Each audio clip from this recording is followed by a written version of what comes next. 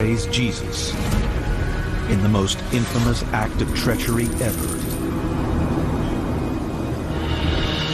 Judas is the embodiment of all wickedness. The most villainous person in human history. Evil, demonic, the lowest of the low. Now, new evidence rewrites the story of Jesus and Judas. A lost book of secret knowledge, condemned as heresy 1,800 years ago. It's just horrific, a terrifying scene. Can fresh clues help reveal the true meaning of the Gospel of Judas?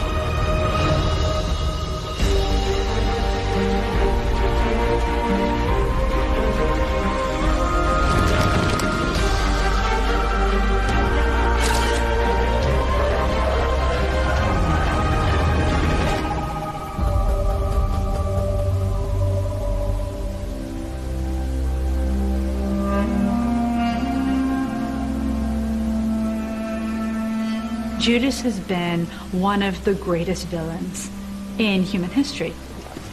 Judas has become the symbol of the ultimate traitor. The man who sells out Jesus for 30 pieces of silver. Judas's crime is so easy to understand and at the same time so terrible. He betrayed his friend. Along comes a bombshell, a newly translated ancient manuscript. Just 25 tattered sheets of papyrus, written in the ancient Coptic language. The lost Gospel of Judas. It challenges our contempt for Judas's character. But now, will missing fragments of text complete the Gospel and force us to reconsider Judas's role in the story of Jesus? The story of Jesus, the story of the crucifixion, is not so much a whodunit, it's a why done it.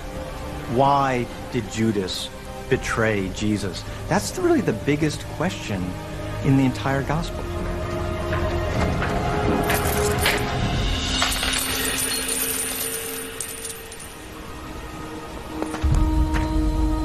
In the New Testament Gospels, Jesus starts his mission traveling through Galilee and Judea, gathering followers. From them, he chooses 12 to be his closest disciples. The term disciple simply means learner or student. So when Jesus is calling disciples, he's simply gathering a group of students round to learn from him. The disciples come from a wide range of backgrounds, from fishermen to tax collectors. There was recruitment by Jesus, deliberate recruitment, and he wanted a diverse group. Judas may well have been one of the very first he recruited. Jesus was a pretty good judge of character. Anyone who Jesus had chosen as a disciple must have had something going for him. Judas was the treasurer of Jesus' 12 disciples. He was the one Jesus trusted with the money. Jesus saw in Judas the kind of man that he wanted to be his follower.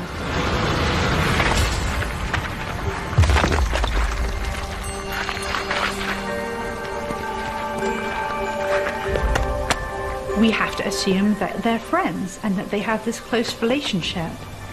He's special. He has a key place. And yet, something's going to happen in Judas that's going to lead him to fall away from Jesus and to lose faith in Jesus and ultimately to betray Jesus.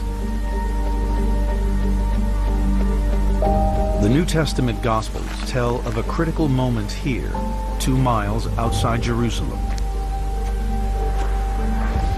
The village of Bethany is named in the Gospels as the place where Jesus stayed during the last week of his life.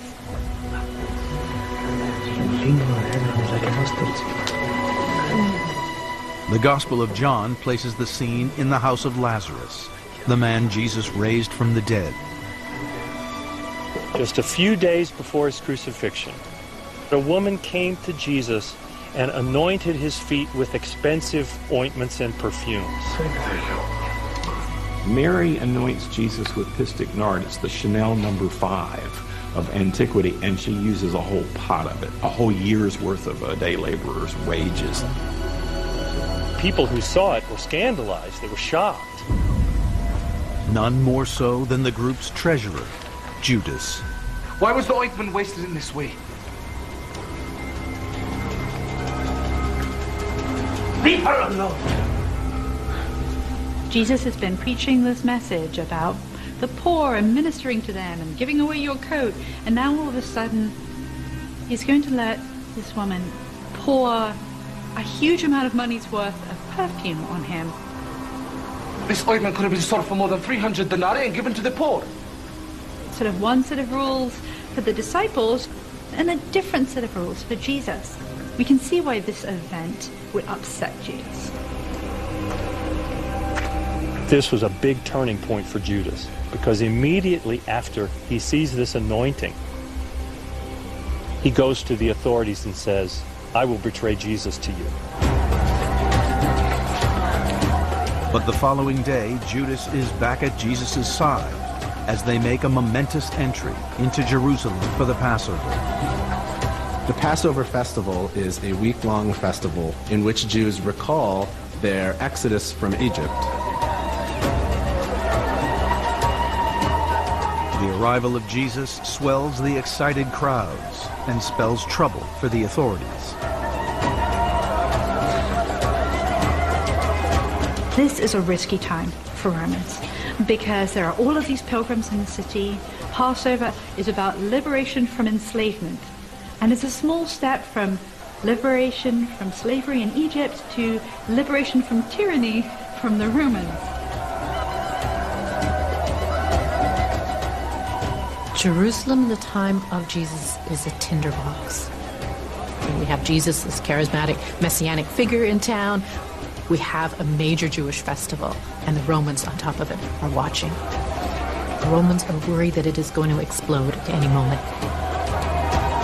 Fearing the Romans would punish them for any unrest, the Jewish high priests decide to take action against Jesus. The scene is set for the greatest betrayal in history.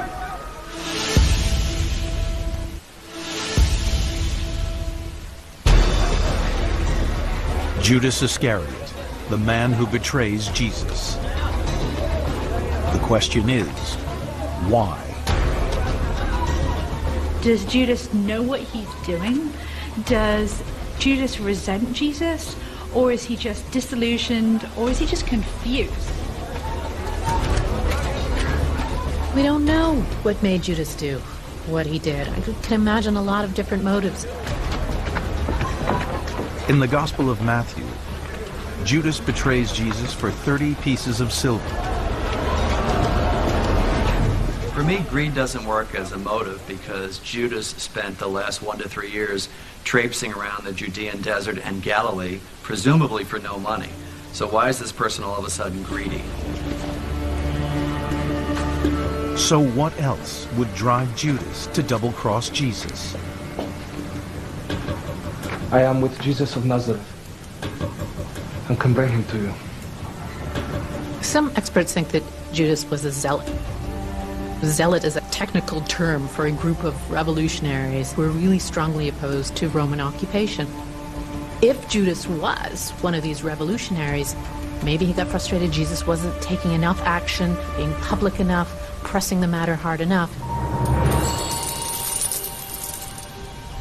Maybe he handed over Jesus in the hopes that creating a confrontation between Jesus and the Romans would be the spark that would cause Jesus to begin the events that would topple the Roman Empire.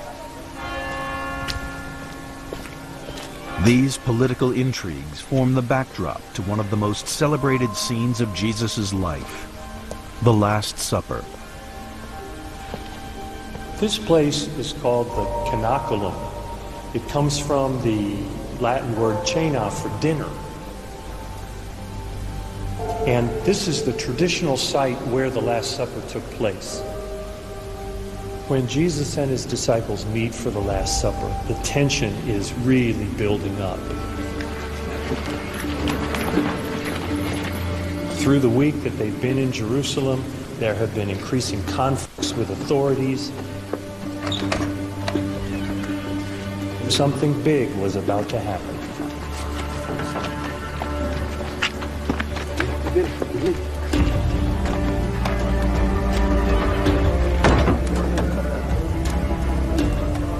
I think there's a real sense of foreboding at the Last Supper, the way that it's portrayed in the Gospels.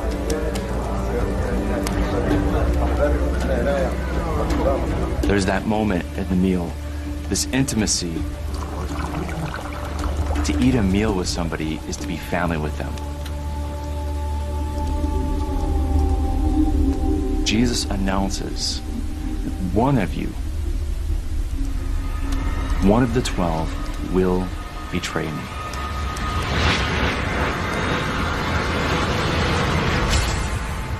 Jesus is taking them on a path they did not expect. They all sense the ominous stench of death breathing down on Jesus. And they don't know what to do. It is the one to whom I give this piece of bread when I have dipped it in the dish.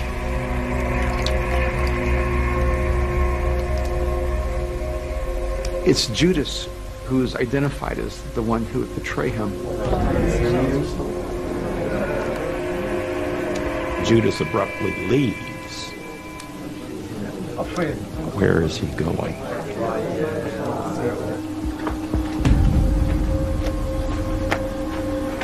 Here you have the Last Supper. You have the Garden of Gethsemane. And it's like an endless night. While the disciples sleep, Jesus spends the night in prayer.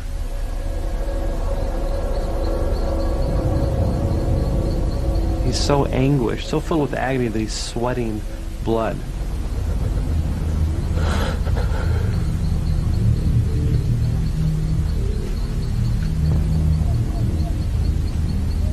The one I kiss will be the man. Arrest him and lead him away.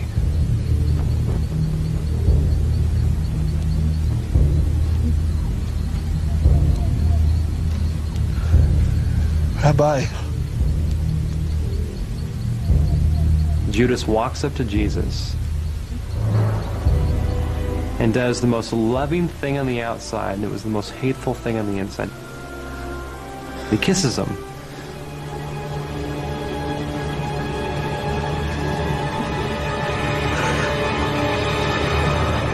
Jesus of Nazareth!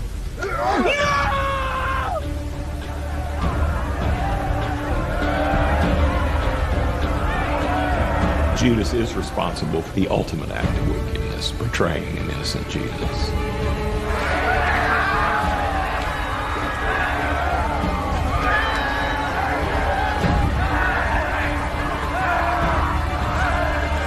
From that moment, the name Judas is synonymous with traitor.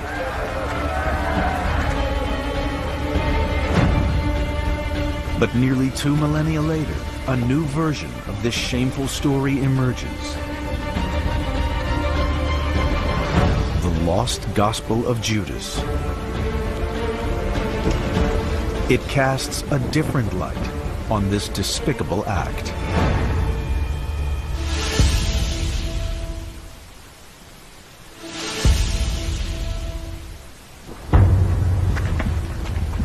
(1978). A mysterious stone box is unearthed in the Egyptian desert. It contains what appears to be a biblical text, written in an ancient language. No one yet knows what it says. It's like a cross between the Maltese Falcon and an Indiana Jones movie. This intriguing document enters the shady world of the antiquities black market and surfaces in Geneva. That's where the banks are, that's where the rich people are. It's the glitziest black market you've ever seen. Stephen Emmel, a specialist in ancient languages, arrives in Switzerland to investigate. The Egyptian government doesn't give permission to remove artifacts unless they've been part of an archaeological undertaking. So we assumed that the manuscripts are illegal. The whole feeling of the meeting was a bit clandestine.